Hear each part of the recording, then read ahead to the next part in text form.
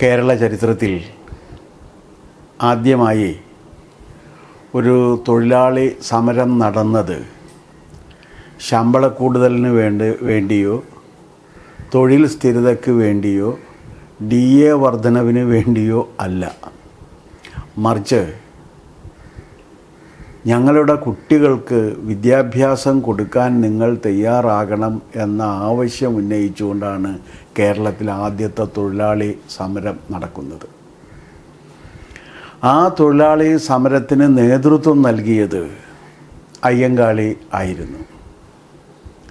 അതെങ്ങനെയാണ് എന്ന് വെച്ചാൽ, തിരുവിതാംകൂറിൽ C. രാജഗോപാലാചാരി ദിവാനായിരിക്കുന്ന കാലത്താണ് ഒരു ഉത്തരവിറങ്ങുന്നത്. എന്തായിരുന്നു ആ ഉത്തരവ് എന്ന് വെച്ച് കഴിഞ്ഞാൽ, ഇനി മുതൽ തിരുവിതാംകൂറിൽ സർക്കാർ വിദ്യാലയങ്ങളിൽ ജാതിയുടെയോ മതത്തിൻ്റെയോ പേരിൽ ഒരു വിദ്യാർത്ഥിക്കും പ്രവേശനം നിഷേധിക്കരുത്. അഥവാ നിഷേധിക്കണം എന്നുണ്ടെങ്കിൽ ഡയറക്ടർ പബ്ലിക് ഇൻസ്ട്രക്ഷൻ്റെ മുൻകൂട്ടിയുള്ള അനുവാദം വാങ്ങിയിരിക്കണം. ഈ ഉത്തരവ് വന്നപ്പോഴാണ് അയ്യങ്കാളി വിദ്യാഭ്യാസത്തിന് വേണ്ടി ഉള്ള പരിശ്രമം കൂട്ടിയത്. അതിനു മുമ്പേ അദ്ദേഹത്തിൻ്റെ പരിശ്രമ ഫലമായിട്ടാണ് ഇങ്ങനൊരു ഉത്തരവ് വന്നത് തന്നെ. അപ്പോഴാണ് അദ്ദേഹം പൊതുവിദ്യാലയങ്ങളിലേക്ക് ഇവരെ പ്രവേശിപ്പിക്കാതായപ്പോഴും ഇവർക്ക് വേണ്ടി ഒരു വിദ്യാലയങ്ങൾ ഉണ്ടാക്കുകയും ആ വിദ്യാലയങ്ങളിൽ സവർണരായ അധ്യാപകർ പഠിപ്പിക്കാൻ വേണ്ടി വന്നപ്പോൾ അവർ പഠിപ്പിക്കാതിരിക്കുകയും അങ്ങനെ അവർണരായ വിദ്യാർത്ഥികളെ പഠിപ്പിക്കുന്നതിന് വേണ്ടി സവർണരായ അധ്യാപകർ തയ്യാറാകാതിരുന്നപ്പോൾ, ഇനി മുതൽ ഞങ്ങളുടെ കുട്ടികളെ നിങ്ങൾ പഠിപ്പിച്ചില്ലെങ്കിൽ നിങ്ങളുടെ വയലുകളിൽ ഞങ്ങൾ പണിയെടുക്കില്ല എന്ന് പറഞ്ഞുകൊണ്ടാണ് ആ സമരം നടക്കുന്നത്. സുദീർഘമായി നടത്തിയ ആ സമരത്തിൽ അയ്യങ്കാളി വിജയിച്ചു. നിങ്ങൾക്കറിയാം, അയ്യങ്കാളി വിദ്യാർത്ഥികളെ സംഘടിപ്പിക്കാൻ വേണ്ടി പോയത്, ആ വിദ്യാർത്ഥികൾ വന്നത് പുലയരുടെ വിദ്യാലയത്തെ സവർണർ തീവച്ച് നശിപ്പിച്ചത്, ഇതൊക്കെ ചരിത്രത്തിൻ്റെ ഭാഗമാണ്. ഞാൻ അതിലേക്കൊന്നും പോകുന്നില്ല. പക്ഷെ ഇത് വന്നപ്പോഴുണ്ടായ ഒരു ഏറ്റവും വലിയ അപമാനകരം എന്ന് വിശേഷിപ്പിക്കാവുന്ന കാര്യം, നിങ്ങൾ മാധ്യമപ്രവർത്തകരും ബാക്കിയുള്ളവരെല്ലാവരും തന്നെ കേരളത്തിലെ നവോത്ഥാനത്തിന് നേതൃത്വം നൽകിയവരിൽ പ്രമുഖനാണ് എന്ന് പ്രചരിപ്പിച്ചുകൊണ്ടിരിക്കുന്ന സ്വദേശാഭിമാനി രാമകൃഷ്ണപിള്ള ഈ പുലയർക്ക് വിദ്യാഭ്യാസം കൊടുക്കുന്ന കാര്യത്തിൽ എതിരായിരുന്നു. ഈ വസ്തുത ചരിത്ര വസ്തുതയാണ്. പുലയർ ആദി ദളിത വിഭാഗങ്ങൾക്ക് വിദ്യാഭ്യാസം കൊടുക്കരുത് എന്ന് പറഞ്ഞുകൊണ്ടും അവർക്ക് പൊതുവിദ്യാലയങ്ങളിൽ പ്രവേശനം നൽകരുത് എന്ന് ആഹ്വാനം ചെയ്തുകൊണ്ടും സ്വദേശാഭിമാനിയിൽ അദ്ദേഹം 3 എഡിറ്റോറിയൽ എഴുതി. അതിൽ അദ്ദേഹം പറഞ്ഞത് ആണ്, മലയാള ഭാഷ ഇന്ന് വരെ കണ്ടിട്ടുള്ളതിൽ വെച്ച് ഏറ്റവും വൃത്തികെട്ട മലീമസമായ ഒരു ഉപമ അദ്ദേഹം സൃഷ്ടിച്ചു. എന്തായിരുന്നു ആ ഉപമ? എത്രയോ കാലമായി ബുദ്ധി കൃഷി ചെയ്തുകൊണ്ടിരിക്കുന്ന സവർണരും എത്രയോ കാലമായി മണ്ണിൽ പണിയെടുത്തുകൊണ്ടിരിക്കുന്ന അവർണരെ ഒരു വിദ്യാലയത്തിൽ ഒരുമിച്ചിരുത്തി പഠിപ്പിക്കുന്നത് കുതിരയെയും പോത്തിനെയും ഒരേ നുകത്തിൽ കെട്ടുന്നതിന് തുല്യമാണ്. രണ്ടിൻ്റെയും വേഗത 2 തരത്തിലാണ്. കുതിര വേഗത്തിലോടും, പോത്തൊരു കാരണവശാലും അത്രയും ഓടില്ല. ഇനി അദ്ദേഹം വീണ്ടും പറയുന്നു, ഇനി അഥവാ ഇവർക്ക് വിദ്യാഭ്യാസം കൊടുത്തു ഇവർ വന്നു എന്ന് തന്നെ വെക്കുക, അവർക്കൊരിക്കലും സവർണരായ വിദ്യാർത്ഥികളോടോ ഒപ്പം മത്സരിച്ച് ജയിക്കാനുള്ള ബുദ്ധിശക്തിയും ഇല്ല. അതുകൊണ്ട് ഒരു കാരണവശാലും ഇവരെ പൊതുവിദ്യാലയത്തിൽ പ്രവേശിപ്പിക്കരുത് എന്ന ഒരു തീരുമാനമെടുത്ത മാന്യനാണ് സ്വദേശാഭിമാനി രാമകൃഷ്ണപിള്ള. ഇതിനെ ന്യായീകരിച്ചുകൊണ്ട് പലരും എഴുതാറുണ്ട്. കാരണം അദ്ദേഹം പുതിയൊരു സംവരണ നയം ആവിഷ്കരിക്കുകയായിരുന്നു. പുലയർക്ക് വേണ്ടിയിട്ടും മറ്റുള്ളവർക്കും വേണ്ടിയിട്ടും എക്സ്ക്ലൂസീവായിട്ടുള്ള വിദ്യാലയങ്ങളുണ്ടാകണം എന്നുള്ളതായിരുന്നു. പക്ഷെ അതിന് ഉന്നയിക്കുന്ന വാദഗതികൾ ഉള്ളവർ മറക്കുന്നൊരു കാര്യം, നമ്മുടെ നാട്ടിൽ പൊതുസമൂഹം സൃഷ്ടിക്കപ്പെട്ടത് എങ്ങനെയാണ്? കേരളത്തിലെ സമൂഹം ജാതി സമൂഹങ്ങളും മതസമൂഹങ്ങളുമായിരുന്നു. ആ ജാതി മത സമൂഹങ്ങളിൽ നിന്ന് മാറി പൊതുസമൂഹം സൃഷ്ടിക്കപ്പെട്ടത് നമ്മുടെ പൊതുവിദ്യാലയത്തിലൂടെയാണ്.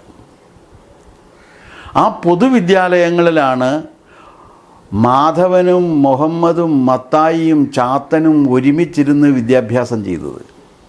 അപ്പോഴാണ് ചാത്തൻ തൊട്ട് കഴിഞ്ഞാൽ മാധവൻ ചാരമായി തീരില്ല എന്ന ബോധം ഈ സമൂഹത്തിലുണ്ടായത്. അപ്പോൾ ഒരു സമൂഹം, ഒരു സിവിൽ സൊസൈറ്റി രൂപീകരിക്കപ്പെടണം എന്നുണ്ടെങ്കിൽ ആ സിവിൽ സൊസൈറ്റിയിൽ ഏറ്റവും അത്യാവശ്യമായി വേണ്ടത് എന്താണ് എന്ന് ചോദിച്ചു കഴിഞ്ഞാൽ ഈ ഭേദവിചാരങ്ങൾക്ക് അതീതമായി മനുഷ്യർ ഒരുമിക്കുന്ന ഒരു സങ്കേതം ഉണ്ടാകണം. ആ ഒരുമിക്കുന്ന ഒരു സങ്കേതം കേരളത്തിൽ സൃഷ്ടിച്ചെടുത്തത് വിദ്യാലയങ്ങളാണ് എന്നുള്ളതാണ്. വിശേഷിച്ചും ക്രൈസ്തവ വിദ്യാലയങ്ങൾ ആ കാര്യത്തിൽ നടത്തിയ സംഭാവനകൾ വളരെ വലുതുമാണ് എന്ന് ഈ സന്ദർഭത്തിൽ ഞാൻ അനുസ്മരിക്കുന്നു. കാരണം അവർ വലിയ രീതിയിൽ ഇത് പറഞ്ഞിട്ടുണ്ട്, വിശേഷിച്ചും കൊച്ചി പ്രദേശങ്ങളിലെല്ലാം, തിരുവിതാംകൂറിലുമൊക്കെ. പക്ഷെ ഗവൺമെൻറ്റിൽ ഇങ്ങനെ ഒരു സംഭവം വന്നു എന്ന് പറഞ്ഞപ്പോൾ അതിനെ എതിർക്കുന്നത് സ്വദേശാഭിമാനി രാമകൃഷ്ണപിള്ളയാണ്. ഇനി ഇദ്ദേഹം പറഞ്ഞ കാര്യം എടുത്തു നോക്കാം. എന്താണ് ഇദ്ദേഹം പറഞ്ഞതിൻ്റെ യുക്തി? കാരണം ജന്മനാ തന്നെ മനുഷ്യർ തരംതിരിക്കപ്പെട്ടിരിക്കുന്നു, സവർണനെന്നും അവർണനെന്നും. ജന്മനാ തന്നെ അവർക്ക് ബുദ്ധിപരമായ കാര്യത്തിൽ വ്യത്യസ്തതകളുണ്ട്.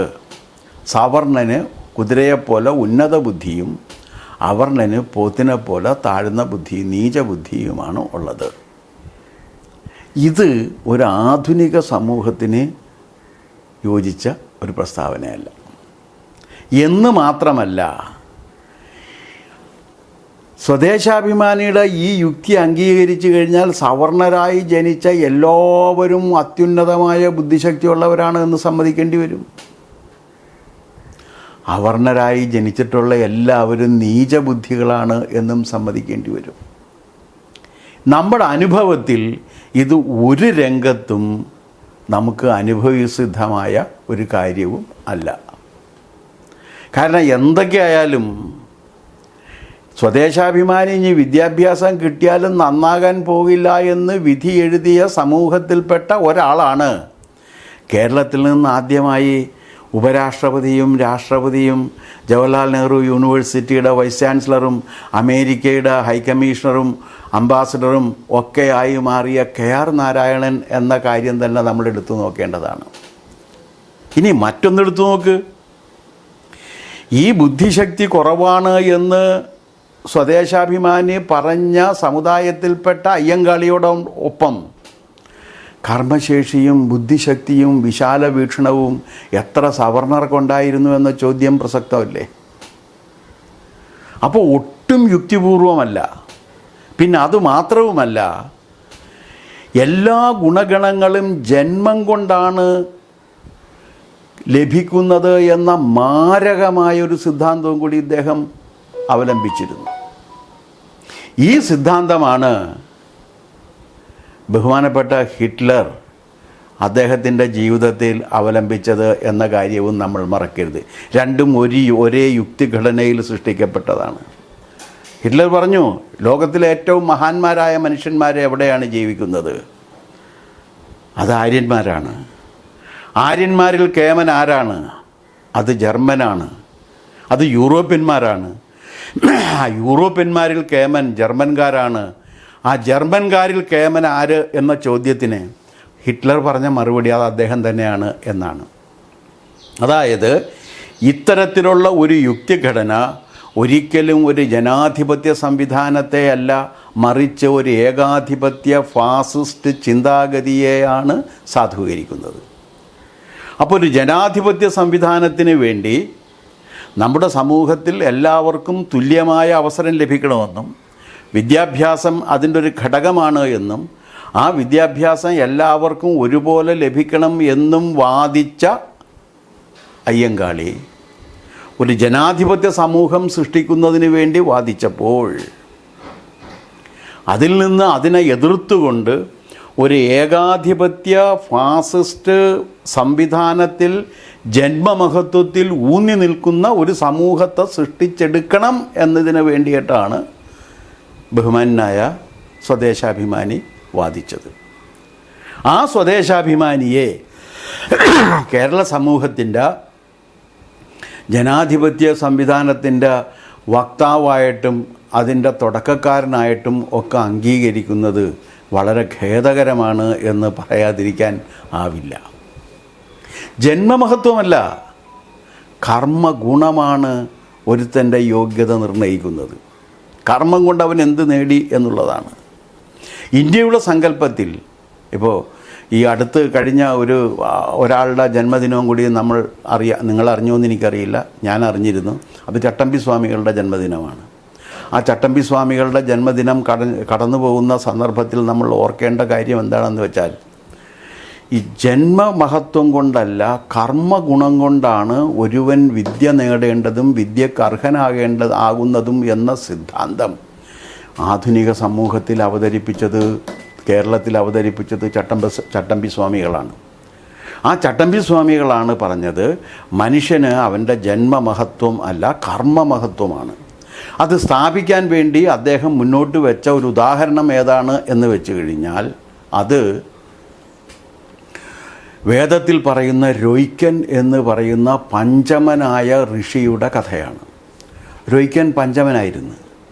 ആ രൊയ്ക്കൻ മന്ത്രദ്രഷ്ടാവാണ്.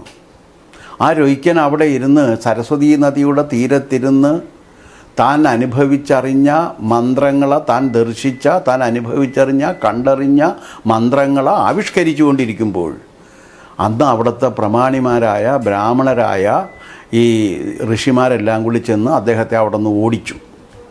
അവിടെ നിന്ന് പോകാൻ പറഞ്ഞു. അദ്ദേഹം എന്നിട്ട് അവിടെ നിന്ന് വഴിമാറിപ്പോയി വേറൊരു സ്ഥലത്ത് പോയിട്ടിരുന്നു.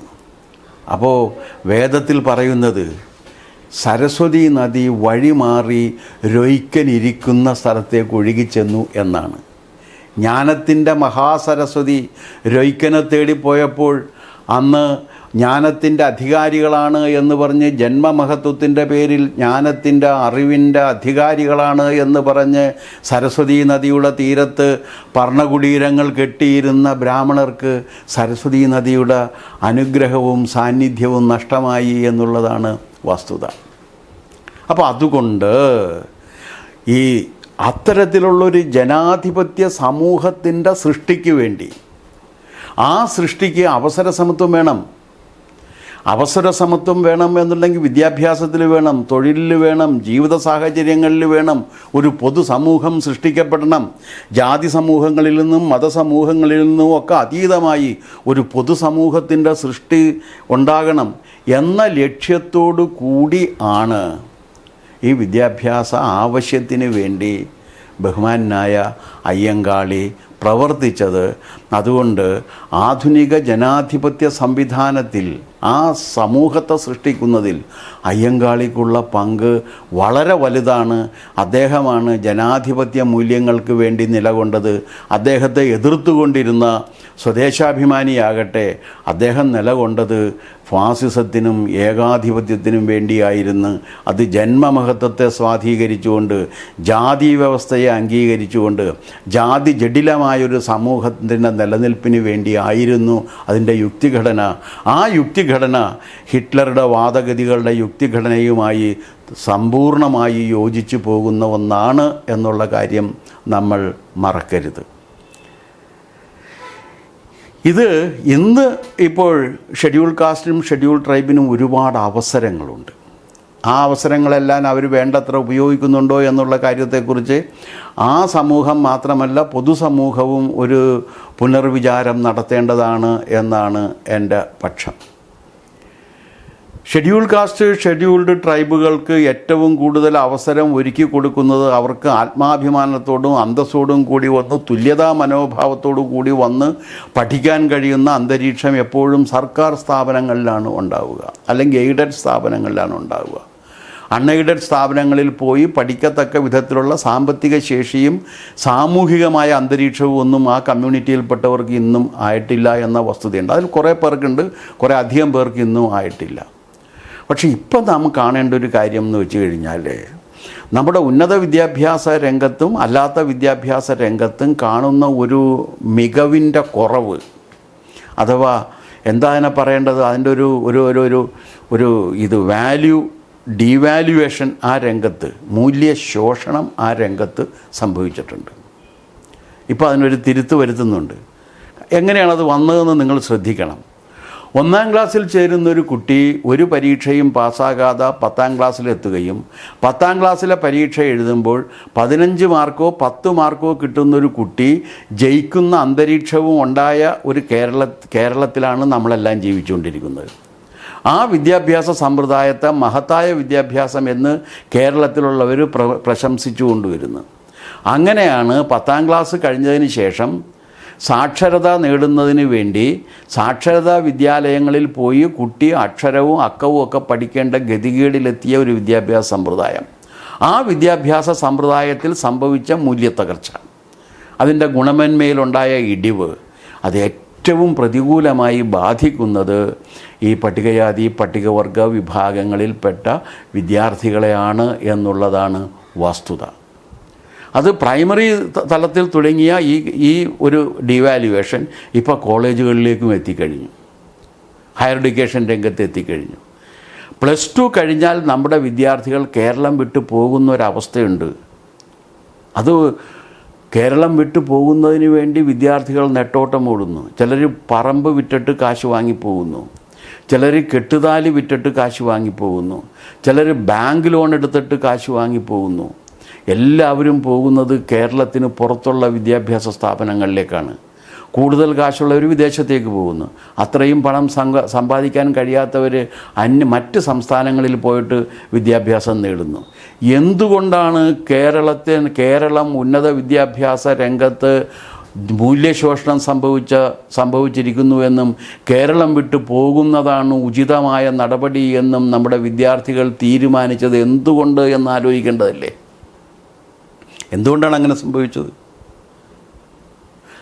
ഇതിൻ്റെ ഫലം എന്താണെന്ന് വെച്ച് കഴിഞ്ഞാൽ, ഇങ്ങനെ പോയി പഠിക്കാൻ അവസരം നിഷേധിക്കപ്പെടുന്നവർ ഏറ്റവും കൂടുതൽ ഷെഡ്യൂൾ കാസ്റ്റ്, ഷെഡ്യൂൾ ട്രൈബും മറ്റ് പിന്നാക്ക ജനവിഭാഗങ്ങളുമാണ്. അപ്പോൾ വിദ്യാഭ്യാസ രംഗത്ത് ഇവർ കൊണ്ടുവന്ന പരിഷ്കാരങ്ങൾ കൊണ്ട് സംഭവിച്ചത് എന്താണ് എന്ന് വെച്ച് കഴിഞ്ഞാൽ, അതിൻ്റെ തിക്തഫലങ്ങൾ അനുഭവിക്കുന്ന വിഭാഗമായി നമ്മുടെ സംസ്ഥാനത്ത് ഈ രാജ്യത്തുള്ള പട്ടികജാതി പട്ടികവർഗ പിന്നാക്ക ജനവിഭാഗങ്ങൾ മാറി എന്നുള്ളതാണ് വസ്തുത. അതിപ്പം നമ്മൾ നേരിടുന്നൊരു പ്രധാനപ്പെട്ട പ്രതിസന്ധിയാണ്. പക്ഷേ ഇന്നിപ്പോൾ അയ്യങ്കാളി ഇല്ല അതിന് പരിഹാരം കാണുന്നതിന് വേണ്ടി പരിശ്രമിക്കാനായിട്ട്. ഇന്നുള്ള അവരാകട്ടെ ആ പരിശ്രമത്തിന് വേണ്ടി ഒന്നും ആ വഴിക്കുള്ള ഒരു പരിശ്രമവും നടത്തുന്നില്ല എന്നുള്ളതുമാണ് വസ്തുത. ഇതിനൊരു പരിഹാരം കാണുക എന്നതുകൂടി ഈ അയ്യങ്കാളി ജയന്തി ദിനത്തോടനുബന്ധിച്ച് നമ്മൾ ഓർത്താൽ, അതിനുവേണ്ടി പ്രവർത്തിച്ചാൽ അത് നന്നായിരിക്കും എന്ന് ഞാൻ കരുതുന്നു.